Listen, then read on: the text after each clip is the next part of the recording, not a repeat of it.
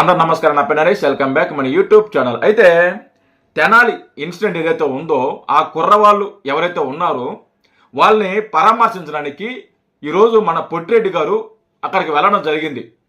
వాళ్ళ కుటుంబ సభ్యులతో పరామర్శించిన తర్వాత బయటకు వచ్చి ప్రెస్ మీట్లో ఈ కూటమి ప్రభుత్వం, చంద్రబాబు నాయుడు గారు, నారా లోకేష్ గారు, ఈ కూటమి ప్రభుత్వం అమాయకుల్ని ఇబ్బంది పెడుతుంది.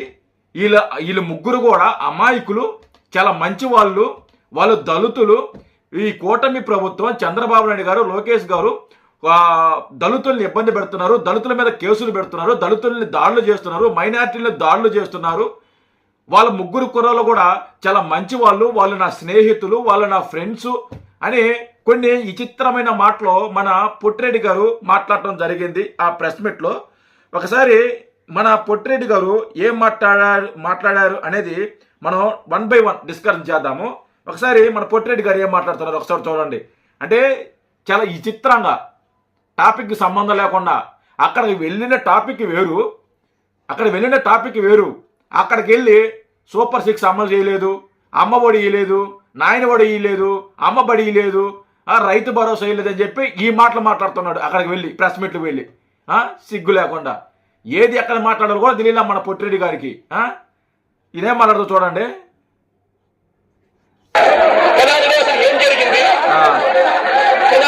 ఏం జరిగింది రాష్ట్రం అంతా చూసింది, రాష్ట్ర ప్రజలందరూ చూశారు తెనాలి ఏం జరిగిందని. సరేనా? నీకు తెలియకుండా నేను వచ్చేసావా?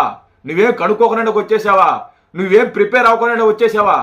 ఏదో ఒక దిక్కుమల్ల నువ్వు ప్రిపేర్ అయి ఉంటావు కదా, ఒక స్క్రిప్ట్ రాసుకుంటావు కదా, అది మాట్లాడు. చెప్పు.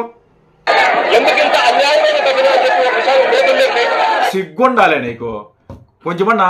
పొట్టిరెడ్డి గారు మీకు కొంచెమన్నా సిగ్గుండాలి. సీముని నెత్తురు అనేది ఉండాలా. వాళ్ళ అమాయకుల దారుణమైన ఘటన అది. సిగ్గుండి మాట్లాడుతున్నావు, బుద్ధిండి మాట్లాడుతున్నావు, బుద్ధి లేకుండా మాట్లాడుతున్నావా? ఎవరిని పట్టుకొని ఎవరిని నువ్వు అమాయకులు అంటావు? సిగ్గు లేకుండా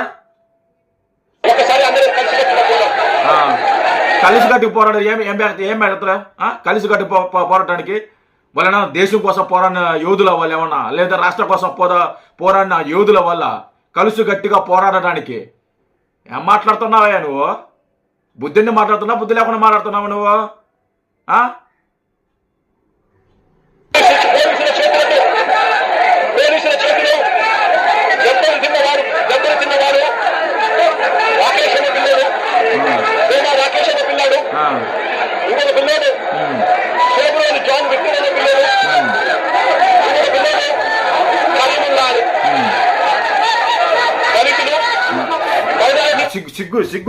సిగ్గు నీ అని ఉయ్యాలనిపిస్తుంటది నువ్వు మాట్లాడే మాటలో.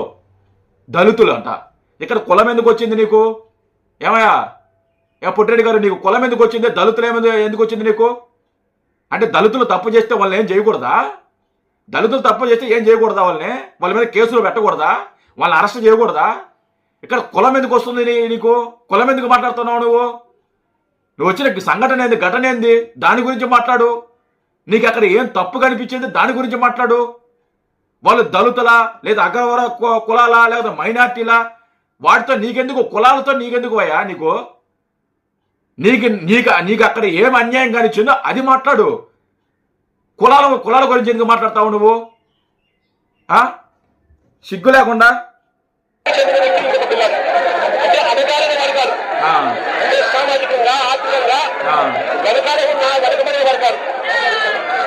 నువ్వు దయచేసి ఈ కుల రాజకీయాలు ఆపాలా మీరు? దయచేసి ఆపాలా మీరు? ఈ కుల రాజకీయాలను చేస్తున్నంత సోపు నిన్ను ఇలాగే మాట్లాడతారో, ఇలాగే ఏకిపారేస్తారు జనాలు. ఈసారి ఎలక్షన్లో నువ్వు కూడా గెలవు అసలుకి ఈ కుల రాజకీయాలతో చేస్తే. గుర్తుపెట్టుకో. చిన్నోడ్నో, నీకంటే చిన్నోడ్నో, అన్నిట్లోనే చిన్నోడ్నే, ఆస్తిలోనో వయసులోనో అన్నిట్లలో చిన్నోడ్ని చెప్తున్నా విను. కొంచెం విను, సిగ్గు తెచ్చుకో కొంచెమన్నా. లేదా పార్టీ నాయకులు ఎవరైనా ఉంటే మంచి వాళ్ళు, ఒకరా ఇద్దరు ఉంటారు కదా ప్రతి పార్టీలో మంచి వాళ్ళు ఉంటారు కదా, వాళ్ళని చెప్పండి వెళ్ళి.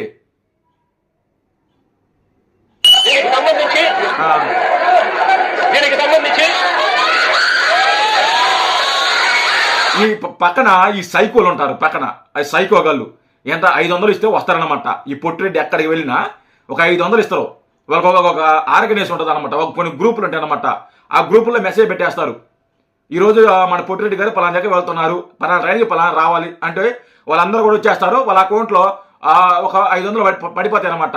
ఇంటికి వెళ్ళేటప్పుడు ఒక బిర్యానీ పొట్లము అలాగే ఒక క్వార్టర్ ముందు ఇచ్చేసి పంపిస్తారు. వెనకున్న వాళ్ళు అభిమానంతో వచ్చిన వాళ్ళు ఎవరు కాదు, వాళ్ళంతా పేటిఎం కుక్కలే, పేమెంట్ కుక్కలే వాళ్ళందరూ కూడా. పరామర్శించగలిగినప్పుడు ఎంత శ్రద్ధగా ఉండాలి, ఎంత భక్తిగా ఉండాలి. చంద్రబాబు నాయుడు గారు, లోకేష్ గారు చూడండి, వెళ్ళినప్పుడు ఎంత పద్ధతిగా ఉంటారు. ఎవరైనా కానీ అరుస్తారు అక్కడ?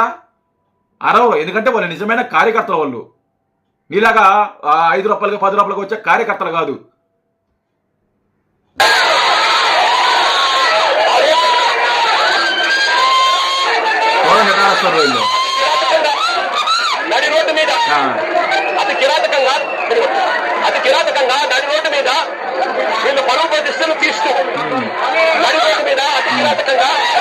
సిగ్గుండాలి. పరువు ప్రతిష్టలు అన్నావు కదా, వాళ్ళు తప్పు చేసేటప్పుడు ఆలోచించాలి. అరే మనం తప్పు చేస్తున్నాము, మన గంజాయి అమ్ముతున్నాము, మనం రౌడీజం చేస్తున్నాము, మనం దాదాగిరి చేస్తున్నాము, ఇది పోలీసులు అరెస్ట్ చేస్తే మన మీద కేసులు పెడితే, లేదా ఇది బయట తెలిస్తే, లేదా మన తల్లిదండ్రులు తెలిస్తే మన పరువు ప్రతిష్టలు భంగంగా వాటిల్తాయి. మన పరువు పోతుంది, మన మర్యాద పోతుంది, మన కన్న తల్లిదండ్రులు పరువు పోతుంది అని ఇంగిత జ్ఞానం, బుద్ధి జ్ఞానం ఉండాలన్నమాట. వాళ్ళకి తప్పు చేసేటప్పుడు వాళ్ళు ఆలోచించాలి. తప్పు చేసిన తర్వాత కదా ఆలోచించేది, తప్పు చేయకముందు ఆలోచించాలి. సరేనా? అది చెప్పాలా వాళ్ళకి నువ్వు. తర్వాత చెప్పు.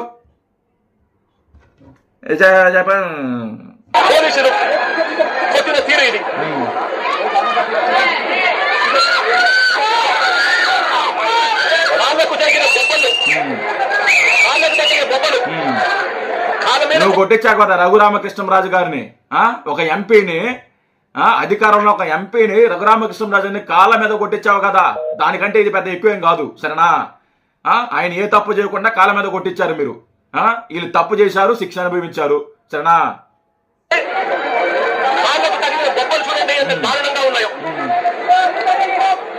ఒకవైపున చట్టాన్ని అపహాస్యం చేసింది పోలీసులే, మరోవైపున పోలీసులే వీరిని అభాషపాలు చేస్తూ వీరి కుటుంబ గౌరవాన్ని మంట కలుపుతూ పోలీసుల వాళ్ళ పరువు తీయాల్సిన అవసరం ఏముంది? వాళ్ళ పరువు వాళ్ళే తీసుకున్నారు. ఎప్పుడో వాళ్ళు గంజాయి అమ్మతా, రౌడీజం చేస్తా, దందాగిరి చేస్తా, వాళ్ళు పరువు ఎప్పుడో తీసుకున్నారు. పోలీసులు తీయాల్సిన అవసరంలా. పోలీసులకి ఏం పని వాళ్ళ పరువు తీయడానికి? వాళ్ళకి ఏం కక్షలు ఉంటాయి, పోలీసులకి ఏం కక్షలు ఉంటాయి? వాళ్ళ పరువు ఎందుకు తీస్తారు? వాళ్ళ పరువు వాళ్ళే తీసుకున్నారు.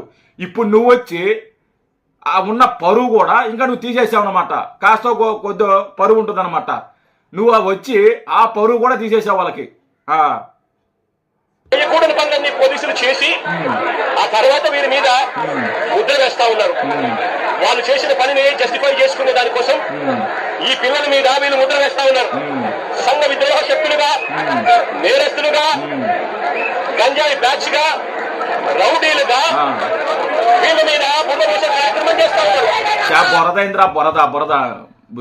బురద రానా? సరే పొట్టిరెడ్డి, బురద ఎందుకు బురద? వాళ్ళ మీద క్రిమినల్స్ అబ్బా, వాళ్ళ మీద కేసులు ఉన్నాయి, గంజాయి కేసులు ఉన్నాయి, రౌడీ షీట్లు ఉన్నాయి, ఇంకా దాడులు చేసిన రకరకాల కేసులు ఉన్నాయి. వాళ్ళ మీద నేర చరిత్ర ఉంది. వాళ్ళు ఎలా అమాయకులు అవుతారు? వాళ్ళ మీద ఎందుకు బురద చల్లుతారు? వాళ్ళ మీద బురద చల్లాల్సిన అవసరం చంద్రబాబు నాయుడు గారికి, లోకేష్ గారికి ఏముంది? అసలు ఏముంది? వాళ్ళు ఏమన్నా ఎవరు అసలు? వాళ్ళు ఏ పార్టీతో సంబంధం లేదు, వాళ్ళకి ఏ పార్టీలో లేరు. సరే మీ పార్టీలో ఉంటే కక్ష కట్టారో అని చెప్పుకోవచ్చు, కానీ మీ పార్టీ కార్యకర్తలు కూడా కాదు వాళ్ళే, మీ పార్టీలో కూడా లేరు వాళ్ళు, ఏ పార్టీకి చెందిన వ్యక్తులు కాదు వాళ్ళు. మరి ఏం మాట్లాడుతున్నారో మనకు కాస్తన్న జ్ఞానం. ఆ పాత కేసులకు దీనికి ఘటనకు ఏం సంబంధం అని అడుగుతా ఉన్నా.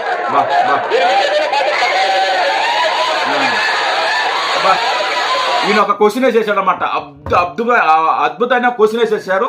అది బాగా నచ్చేసింది వాళ్ళకి. వెనకాల జై జై జై జై జై జై తగులుకున్నారు అనమాట ఈయన వేసే క్వశ్చన్లకి, సిగ్గు లేకుండా.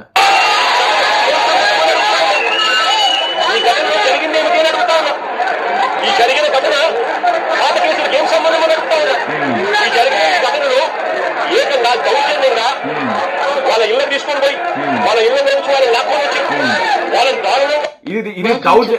ఇది దౌర్జన్యం కాదు. నీవు అధికారంలో ఉన్నప్పుడు చేశావు కదా చూడు దౌర్జన్యం. నీ ఎమ్మెల్యే చేత డ్రైవర్ సుబ్రహ్మణ్యంని చంపించి డోర్ డెలివరీ చేశారు కదా, అది దౌర్జన్యం. అలాగే డాక్టర్ సుధాకర్ ఉన్నారు కదా, ఆయన్ని మాస్క్ అడిగిన పాపాయనికి ఆయన మీద దాడులు చేసి ఆయన్ని గుడ్డలోడ తీసి నడి రోడ్డు మీద కొట్టినప్పుడు అది దౌర్జన్యం. లేకుంటే దళితుల్ని శిరోమండలం చేసినప్పుడు అది దౌర్జన్యం.